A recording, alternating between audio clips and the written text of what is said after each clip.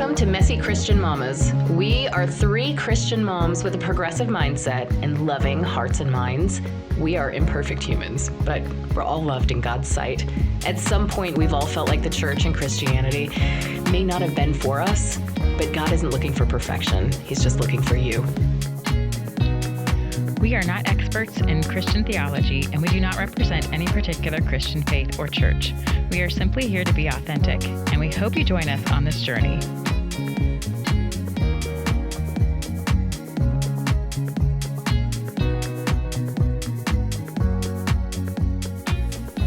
Hello, welcome back to Messy Christian Mamas. This is Kendra. This is Kaylee. And this is Ashley. And we're so glad you're here. Today we are talking about the wonderful topic of forgiveness. Dun, dun, dun. So we just finished a small group called a 40-40 group, which we talked a little bit about on this podcast, where you walk 40 miles in 40 days over Lent, and we did a daily devotional too. And ours was over the Lord's Prayer, and 1 week was all about help us to forgive, right, as we forgive others. And I thought, I forgive easily. I don't hold grudges as bad against people. I got into that week, and God called me out so hard all week long, and we got into our weekly meeting for that. And everybody felt the same way. So I brought a little bit of material from that devotional that we studied too, because wow, forgiveness is a deep topic. There's a lot of ground to cover in forgiveness, and it's a tougher one than I thought. What about you ladies? Do you forgive easily? I feel like, yeah, because to me, forgiveness is like a self-care routine. Like, I feel like forgiveness needs to be up there with, like, getting a good night's sleep and hydrating and going outside into nature. Like, I think forgiveness is one of the best things that you can do for self-care, like, that's out there. So when I started seeing it more as, like, a mental health balm, and, like, this is something that you really do for yourself, then, yeah, it was a lot easier for me to start exercising forgiveness. Yeah, I'll say.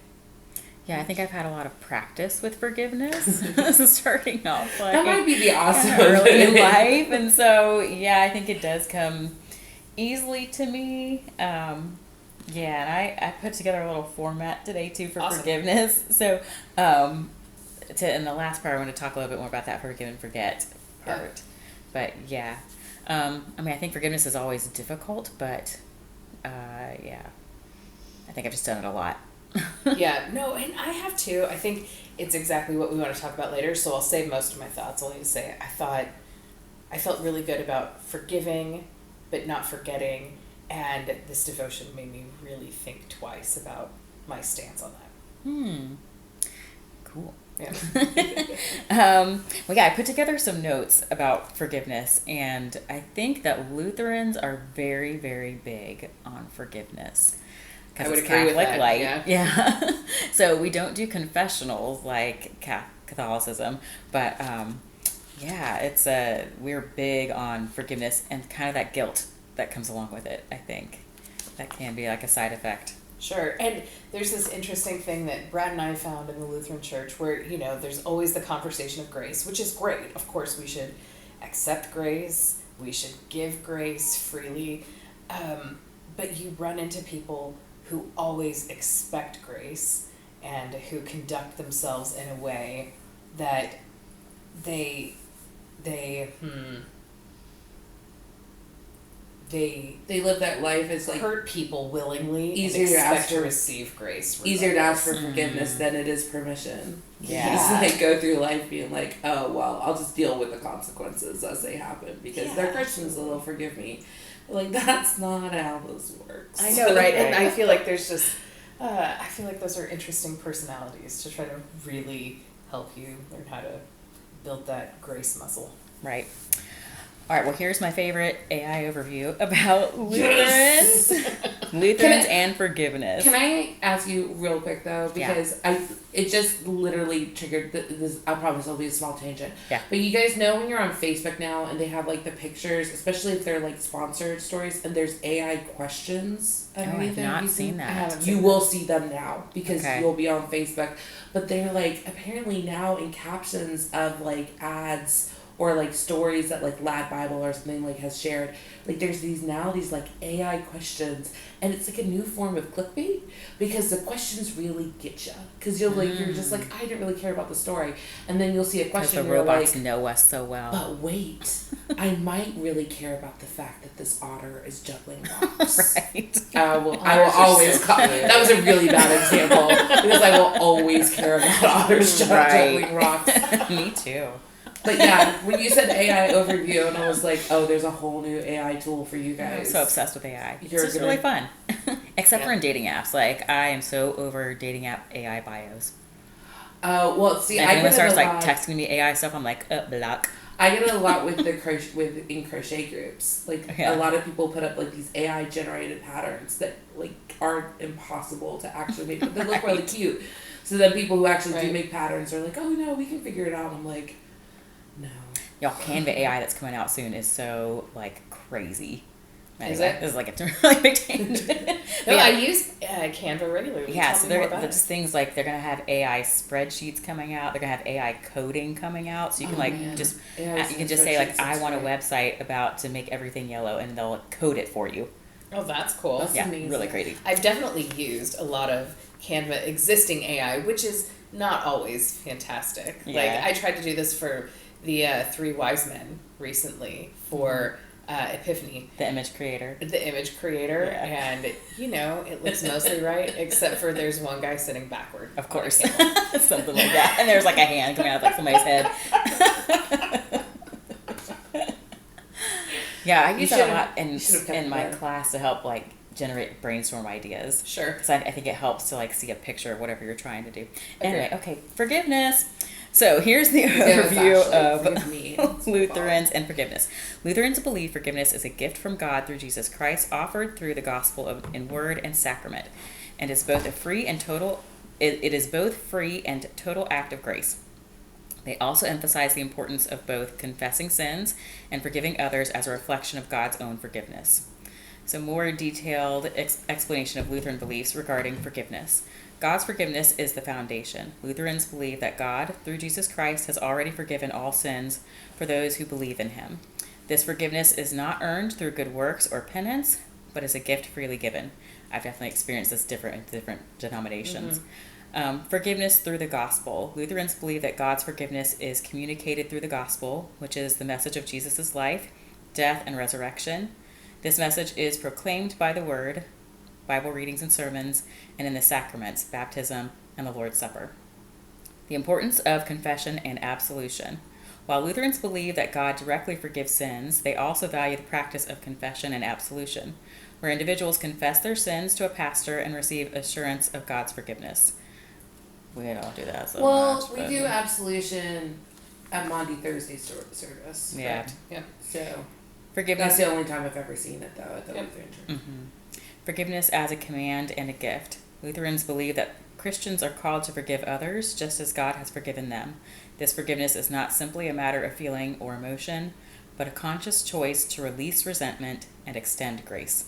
Ooh, that's powerful. That's what I think of every time I take communion. The role of the pastor. In the Lutheran tradition, the pastor is understood to be a minister of the word, and when they pronounce absolution or forgiveness, they are doing so by the authority of Christ, not by their own power. Living a life of repentance. Lutherans believe that forgiveness leads to a life of repentance where individuals acknowledge their sins and strive to live in accordance with God's will. And the office of the keys. The office of the keys is the authority given to the church by Christ to forgive sins and declare that sins are not forgiven. This sounds like the Department of Muggle. Or something like this one. The Office of the Keys. Yeah, it sure does. I wonder if you take flu powder to get there. Right. So I wanted to ask, especially Kaylee, because you grew up Catholic, correct? Yeah, until I was like 10. Yeah. So, in your experience, how do Catholics view forgiveness differently?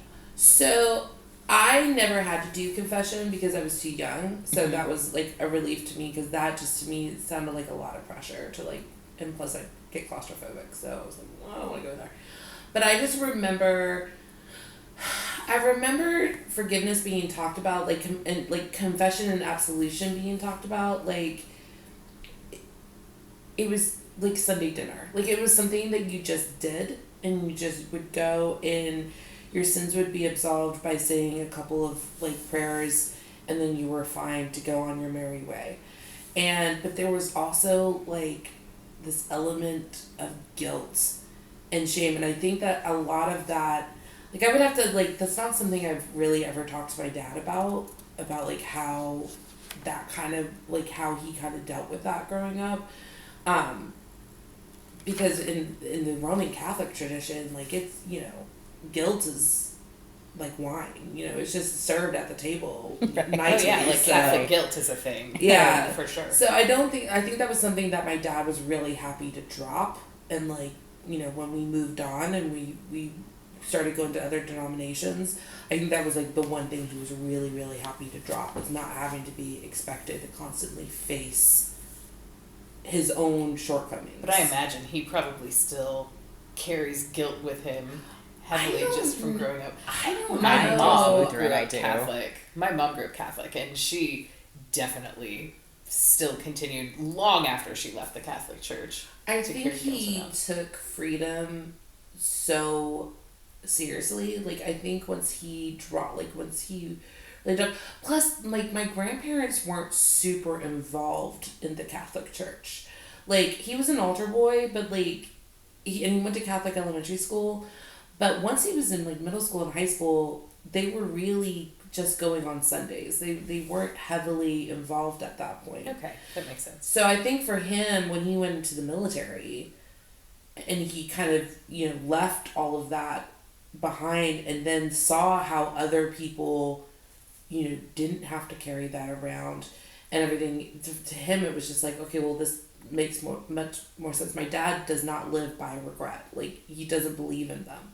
So I've never seen him suffer from guilt or shame, other than if something has happened to like one of us, and then he takes that on himself. But I think that's more of a father than it is like him being Catholic. Well, this is actually one of my questions I had later on, but I'll do it now. So what are the connections between forgiveness, confessing, and guilt? I think that guilt's just sort of like a side effect, it sounds like, you know. I think it's important still to confess and have forgiveness, but just like that kind of comes with it. And then, is all the guilt healthy? I don't think so. I don't really see. So how do you guys connect guilt and forgiveness? Because once I've forgiven someone, like, there is no guilt anymore, and I had to go through making the amends. Like, I had to go through that step in that program, so where I had to ask people for forgiveness. And once I had gotten my answer from them, whether it was a positive or a negative, like, I no longer had any guilt associated. So I don't really associate guilt with forgiveness. I guess it's more tied to me for like confession. Like, guilt drives you to confession, and maybe that's where like the tie for forgiveness to me comes into play. But I never feel guilty. Like, I guess to me, it's like, I know I'm going to go to communion. I know I'm going to ask forgiveness in communion. What are all the horrible things I did this past week? You know, yeah, you would make a and really I feel guilty good about it. Right? Yeah. Yeah. Well, and then my last question for that is guilt used by churches as a weapon or a way to manipulate people? Sure. Yes, for sure. Yeah. Yeah. And I don't think it's just, I mean, I think there are plenty of groups and individuals out there that use guilt as a manipulation tool. Yeah. I mean, parents use it. Like, I have used guilt to manipulate my child to act a certain way, for sure. I'm sure your parents used it against you too. Yeah, I think Right. guilt is just, you know, the guilt, like, it's called a guilt trip for a reason. Right, So yeah.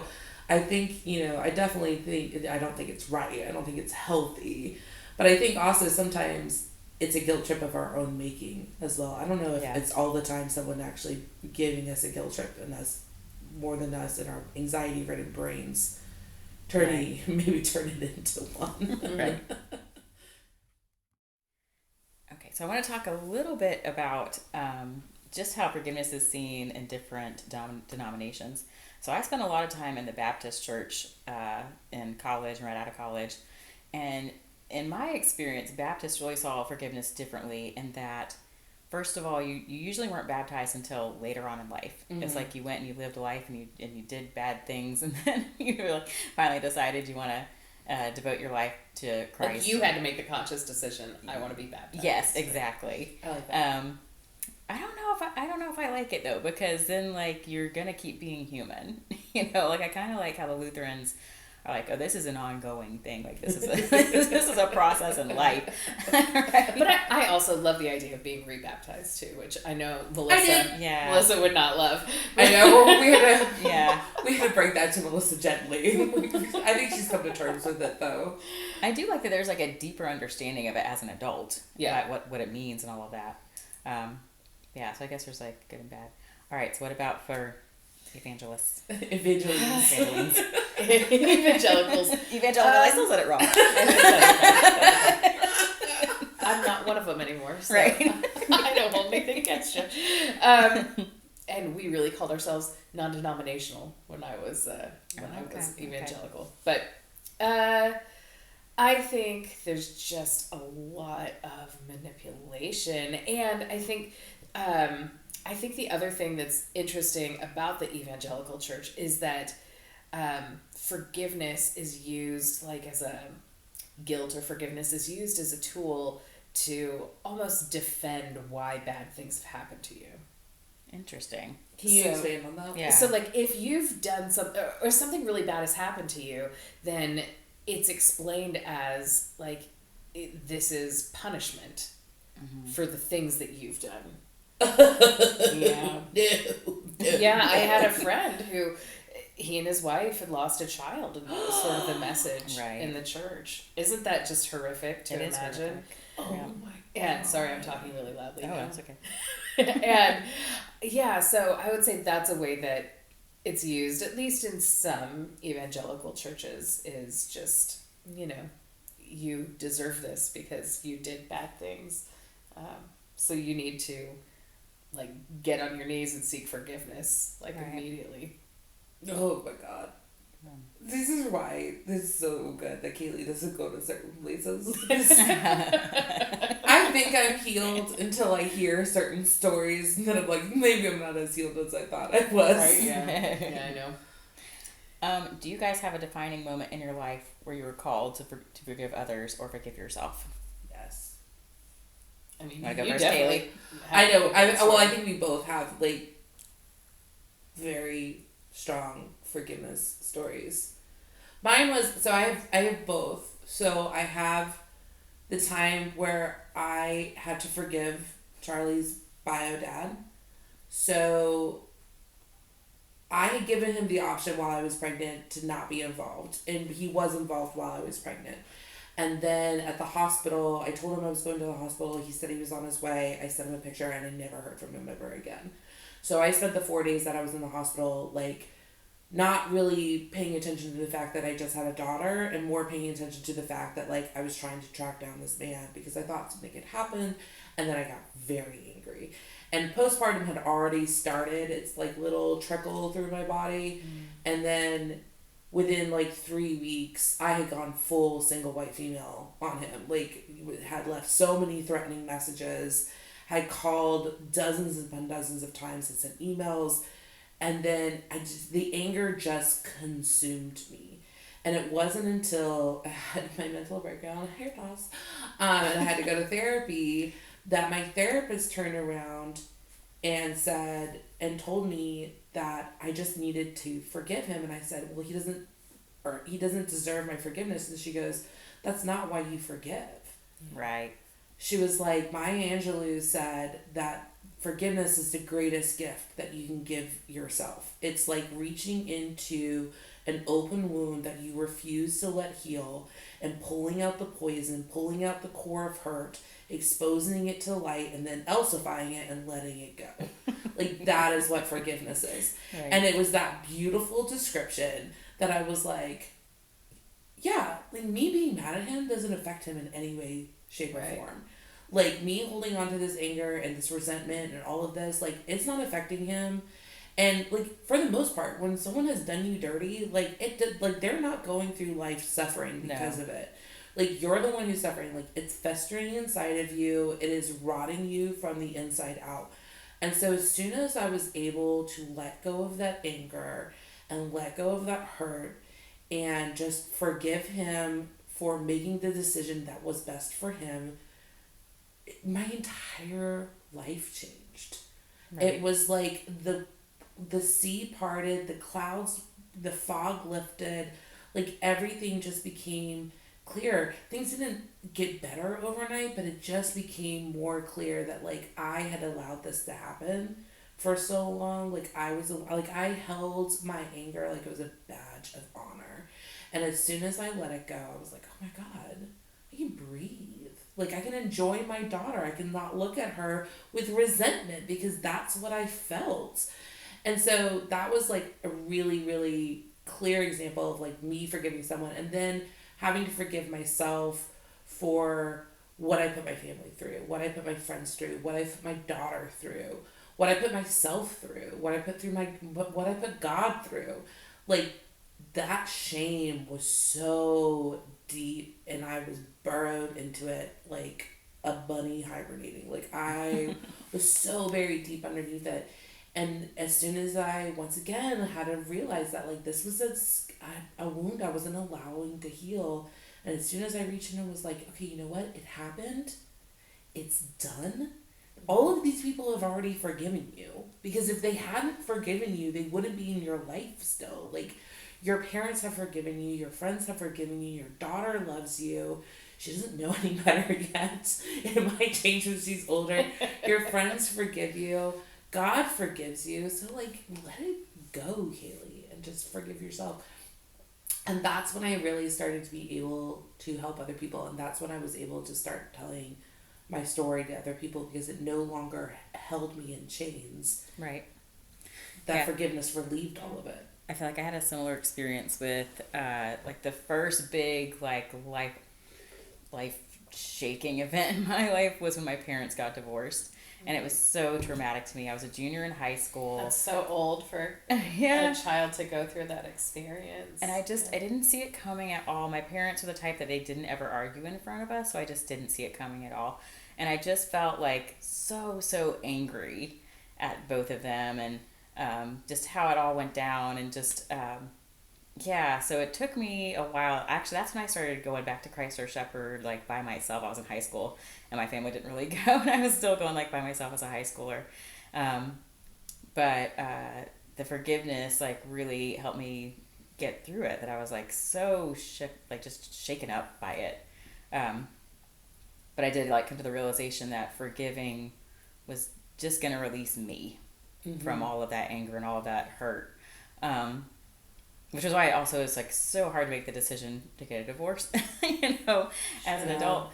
But I think too, like I almost like took that with me too far that I was like, okay, and maybe we can lead in that forgive and forget a little bit later, but I would forgive people too quickly.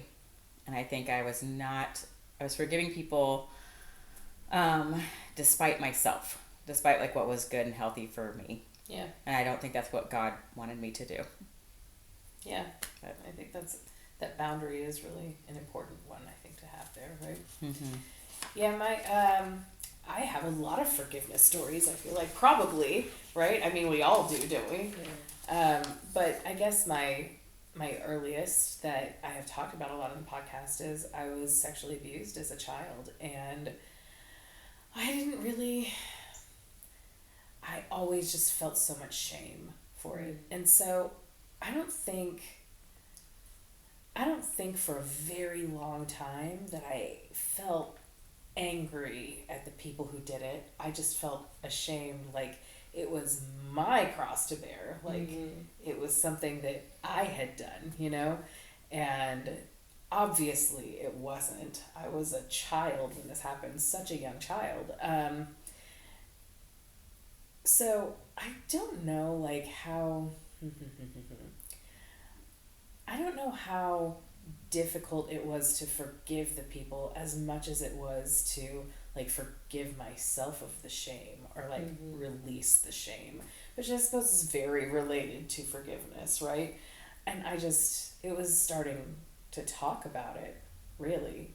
And I was always so afraid that anyone would find out that this happened to me because it made me lesser than, it made me just like, people might want to handle me with kid gloves if they knew that.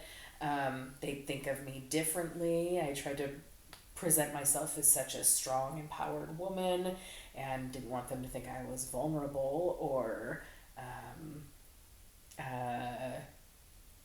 shame feeds smaller. Shame feeds in the dark. So as soon as you bring something to light, it shrinks. It has no choice but to.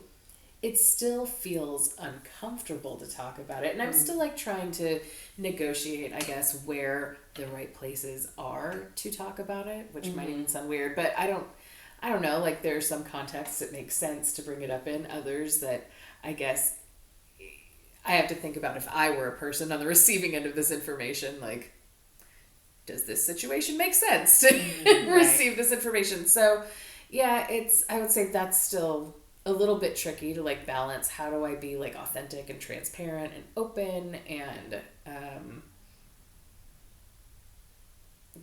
and not be weird. I think that's true with any trauma though, is Right. figuring out where your boundary lines like exist with that trauma. Because it's so easy to trauma bomb people on accident. Absolutely. Like I did it to Charlie the other day and I didn't even realize that I was doing it until I saw the look on her face because I was just in a rage. And I dropped some trauma about weight on her. And she is literally, like, I turned and she is looking at me just flabbergasted, like, oh my God, where is this coming from? And I realized I had completely trauma bombed her. Yeah. And then I was like, oh, I'm so sorry. Like, that was not you. That was, like, a mirror that I was screaming at. I really apologize. I really apologize. It's just like, I feel like we should talk about this. And I was like, no. Ever since she's heard that Denial is a River song by Doechii, she has like become that hype girl in the song. She's like, I feel like we should talk about this. I feel like you need to vent. And I'm like, no, you're 10. I love you for that, but like, no. Yeah, so I don't know. I think I've forgiven these people. I wouldn't want to hang out with them. No.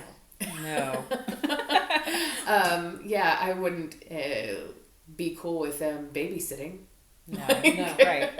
You know? No. I think that's probably a good segue into the forgive and forget. Exactly. Okay, so here's the AI overview for forgive and forget. While the phrase forgive and forget is common, true forgiveness often involves remembering the hurt, but without resentment or bitterness, allowing for healing and moving forward. Okay, that's difficult to do, but okay. Forgive and forget is misleading. The idea that forgiveness requires forgetting is a common misconception. Forgetting is not always possible or necessary, and in some cases, remembering can be important for safety and healing. Forgiveness is a process. Forgiveness is not a one-time event, but rather a process that involves acknowledging the harm, processing emotions, and choosing to release resentment. Remembering without resentment. Forgiveness allows you to remember the event without the pain and anger it initially caused. Benefits of forgiveness. Forgiveness can lead to improved mental and physical well-being, as holding on to anger and resentment can be emotionally draining. Forgiveness is for the forgiver. The forgiveness is a decision you make for yourself, not for the person who wronged you. Because you can only change yourself, you can't change that. That's a little Ashley aside. Forgiveness doesn't mean excusing. Forgiveness does not mean condoning or excusing the wrongdoing, but rather choosing to release the anger and bitterness. Forgiveness and trust. Forgiveness doesn't necessarily mean trusting the person who wronged you again, but it can allow for the possibility of rebuilding trust over time. Situational forgiveness. The decision of whether to forgive and forget or forgive and remember can depend on the situation and the nature of the harm. I think that's an important gauge of your forgiveness monitor. It is if you're able to recall the event without resentment. Because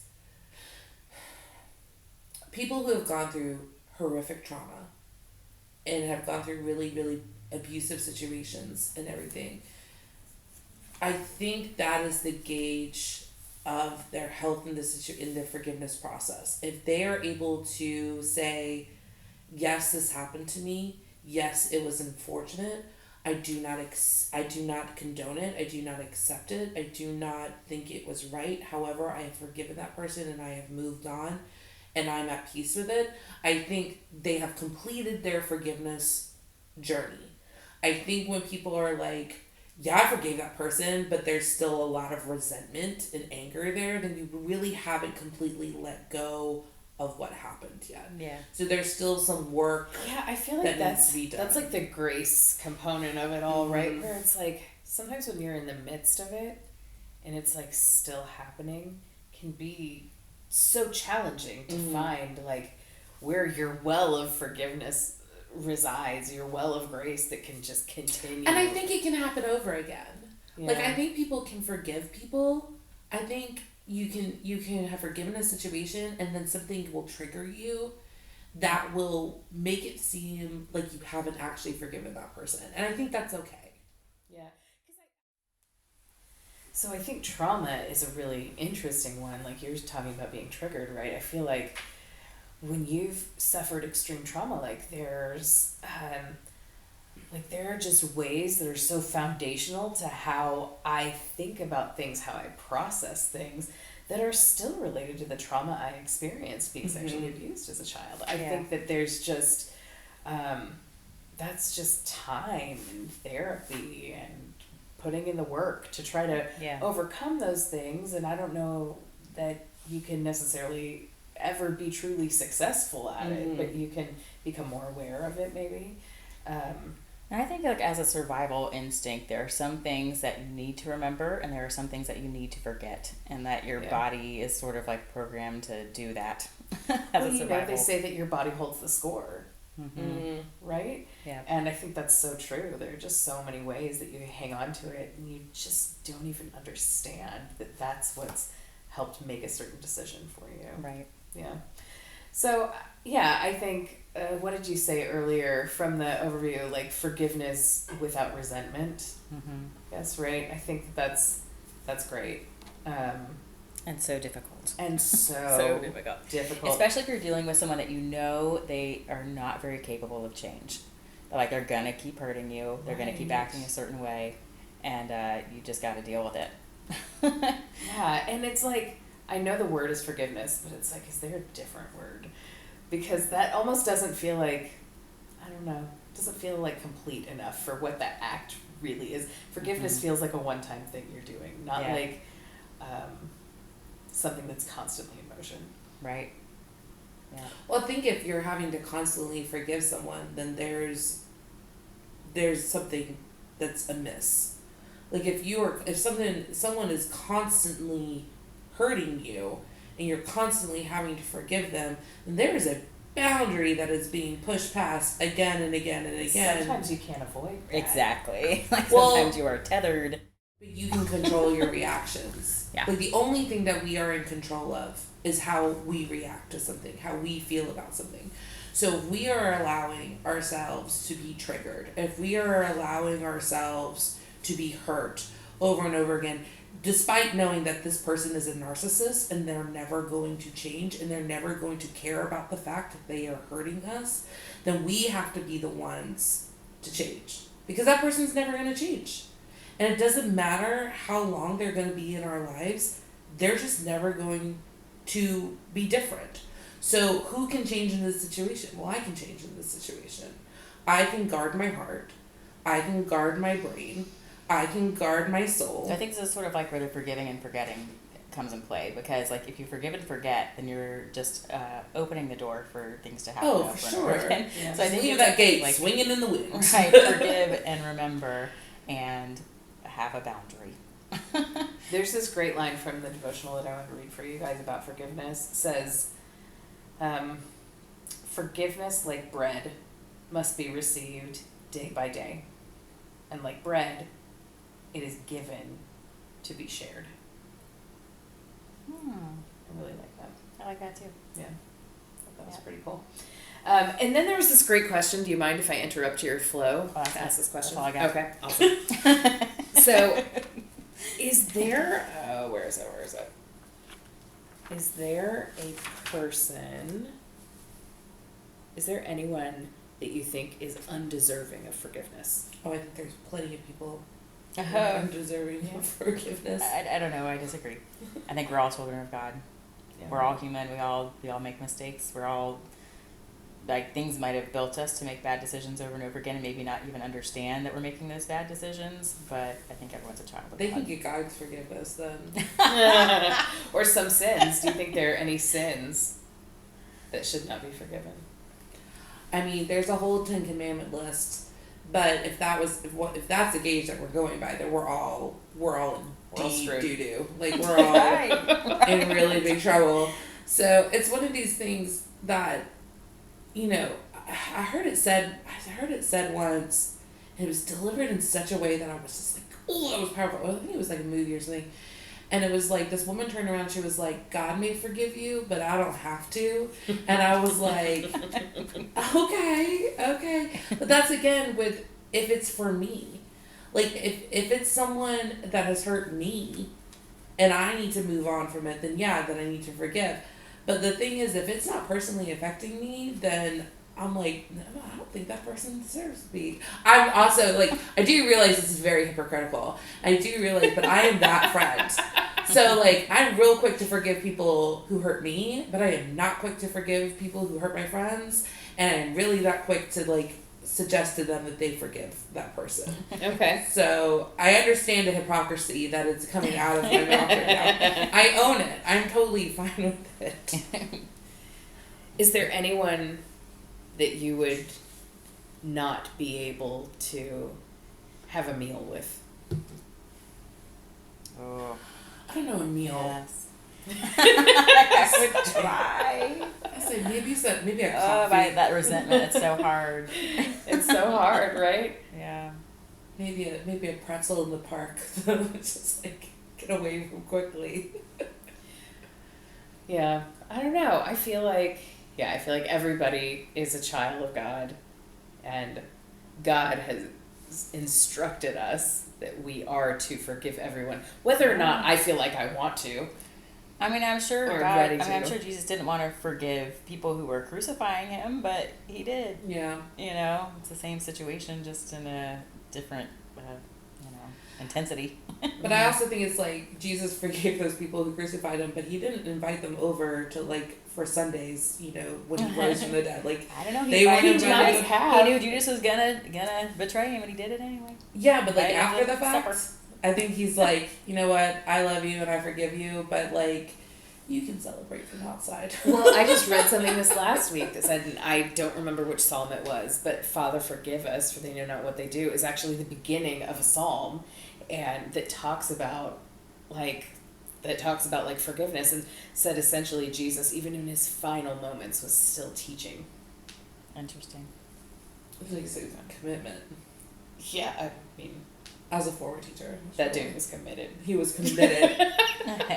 He was committed to his mission. That is for sure.